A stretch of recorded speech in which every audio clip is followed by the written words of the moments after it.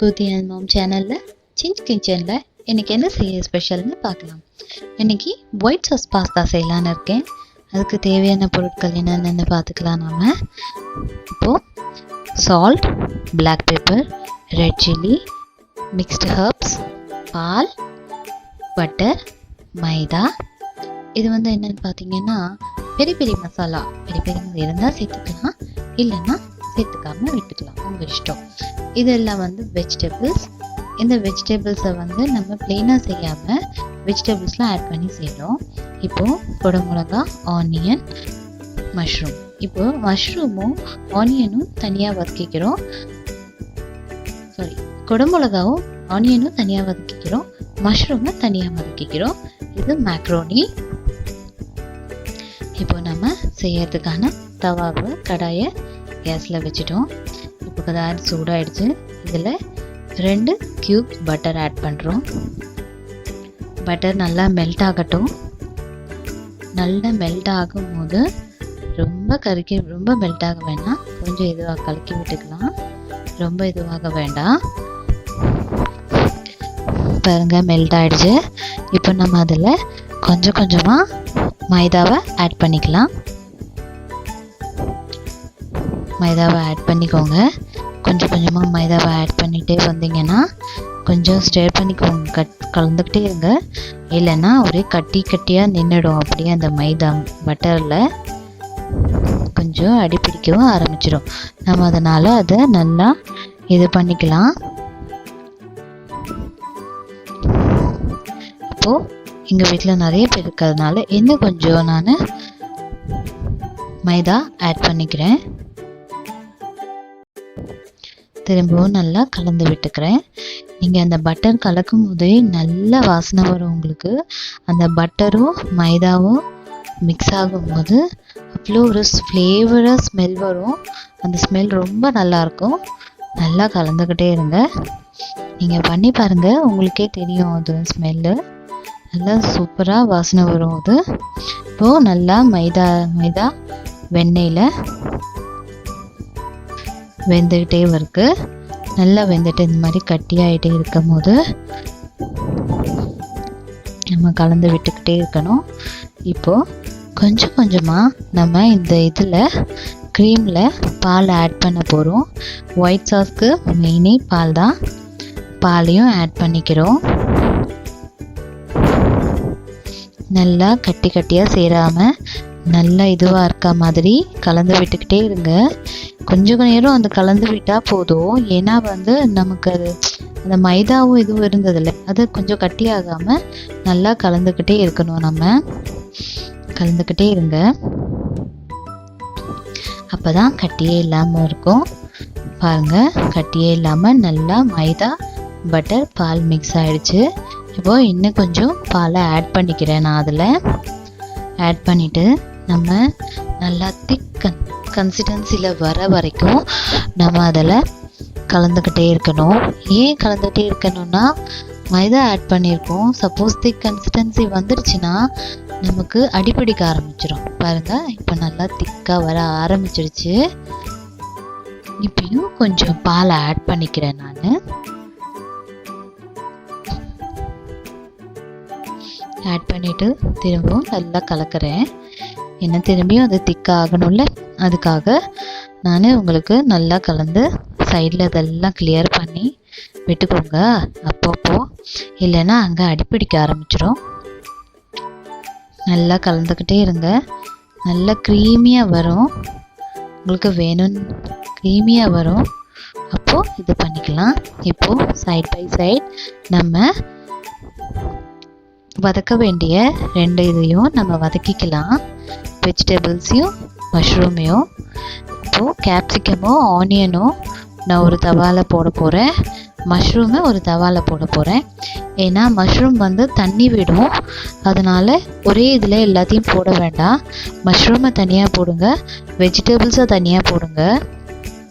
நீங்கள் இதில் பன்னீர் ஆட் பண்ணிக்கலாம், ப்ரொக்கோலி, உங்களுக்கு என்னென்ன வெஜிடபிள்ஸ் உங்களுக்கு பிடிக்குமோ எல்லாமே நீங்கள் ஆட் பண்ணிக்கலாம்.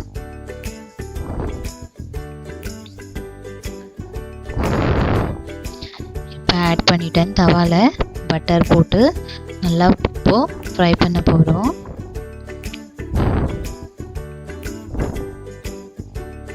பாருங்க, நான் சிக்கின்றதுனால நான் உடன் ஸ்பூன் யூஸ் பண்ணுறேன். நல்லா வதங்கணும். நம்ம தண்ணியே இல்லை மஷ்ரூமில், எவ்வளோ தண்ணி விடும்னு பாருங்கள்.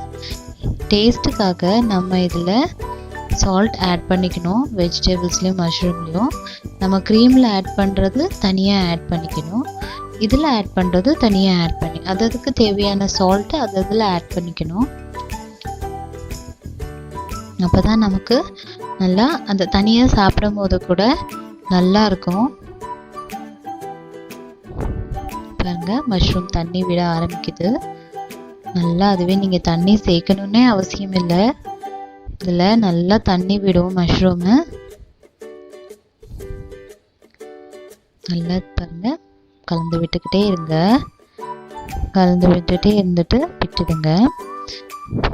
இப்போது நம்ம சாஸை கொஞ்சம் கலந்து விட்டுக்கலாம், இல்லைன்னா அடிப்பிடிக்க ஆரம்பிச்சிடும். வழியில் நல்லா கலந்து இந்த சைடெல்லாம் கிளியர் பண்ணி வச்சுக்கலாம். அப்பப்போ நல்லா கலக்கி விட்டுக்கிட்டே இருங்க. ஏன்னா பாலுன்றதுனால டப்புன்னு நமக்கு தேஞ்சு போயிடும்ல, அதனால கொஞ்சம் தொடர்ந்து கலந்து விட்டுக்கிட்டே இருக்கணும்.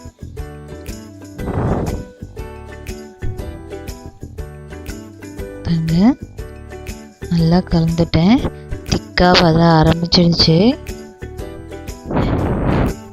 இப்போது நாம் இதுலையும் கொஞ்சம் சால்ட் ஆட் பண்ணிக்கிறோம். இந்த க்ரீம் சாஸுக்கான தேவையான சால்ட்டை நம்ம இதில் ஆட் பண்ணிட்டோம். எல்லாத்துலேயும் ஆட் பண்ணுறோமே, ஜாஸ்தி ஆகிடலாம் நினைக்காதீங்க, அதெல்லாம் ஒன்றும் ஆகாது. பாருங்கள், ஆனியனும் கேப்சிகமும் நல்லா வதங்க ஆரம்பிச்சிடுச்சு. எப்பயுமே ரொம்ப வதங்க விடாதீங்க, ஏன்னா கொஞ்சம் க்ரன்ச்சியாக இருக்கணும். அந்த ஆனியனும் கேப்சிகமும் வாயில் இது படுற மாதிரி, அப்போதான் நல்லாயிருக்கும். பாருங்க, மஷ்ரூமும் நல்லா வந்துடுச்சு.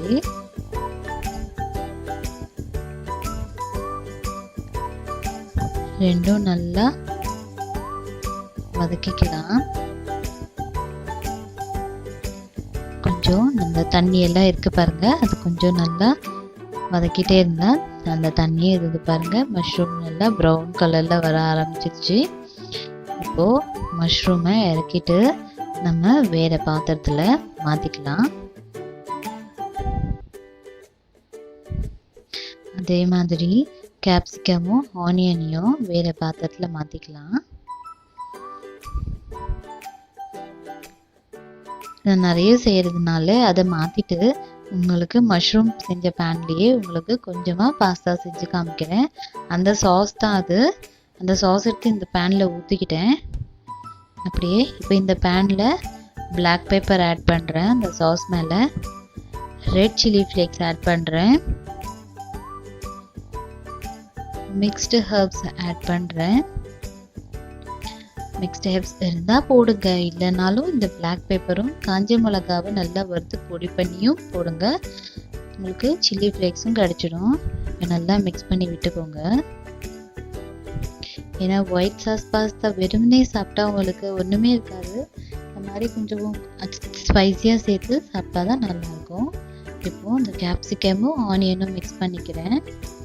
குழந்தைங்களுக்கும் பிடிக்கும். மஷ்ரூமும் ஆட் பண்ணிக்கிறேன். குழந்தைங்களும் விரும்பி சாப்பிடுவாங்க.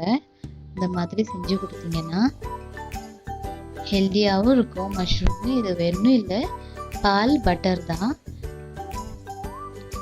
நம்ம கடையிலெல்லாம் போய் வாங்கி சாப்பிட்டா அவங்க ப்ரிசர்வேட்டிவ் இதெல்லாம் வச்சுருப்பாங்க. என்கிட்ட கொஞ்சம் இருந்ததுனால பெரிய பெரிய மசாலா நான் ஆட் பண்ணுறேன். இல்லைன்னா இருக்கணும் போடணும்னு அவசியம் இல்லை, இல்லாமலும் ரொம்ப நல்லாயிருக்கும்.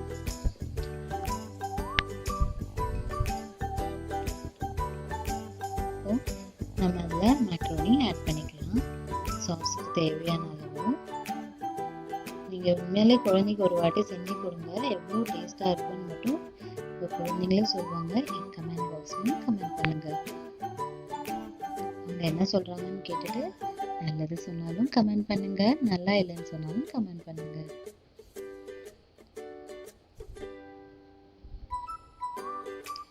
நல்லா மிக்ஸ் பண்ணிக்கணும். உங்களுக்கு நல்ல சாஸியாக வேணும்னா கம்மியாக மேக்ரோனி போட்டுக்கலாம். பார்த்தீங்களா, நல்லா ஆயிடுச்சு. இப்போ டேஸ்ட் பார்த்துக்கோங்க. உப்பு இல்லைன்னா இந்த டைமில் லைட்டாக சால்ட் ஆட் பண்ணிக்கோங்க. இப்போ நம்ம சர்விங் பவுலில் மாற்றுறோம். பாருங்க, Italian white sauce pasta ready ஆயிடுச்சு. இப்போது டேஸ்டியாக எம்மியாக இருக்கும். எல்லோரும் சாப்பிடுங்க. அது மேலே கார்னிஷிங்கு சில்லி ஃப்ளேக்ஸு, பிளாக் பெப்பர் எல்லாம் போட்டுட்டு இருக்கேன்.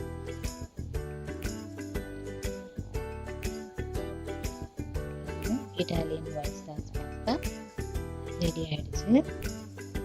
உங்களுக்கு இந்த ஒயிட் சாஸ் பாஸ்தா பிடிச்சிருந்தா என் சேனலை சப்ஸ்கிரைப் பண்ணுங்கள், லைக் பண்ணுங்கள், ஷேர் பண்ணுங்கள்.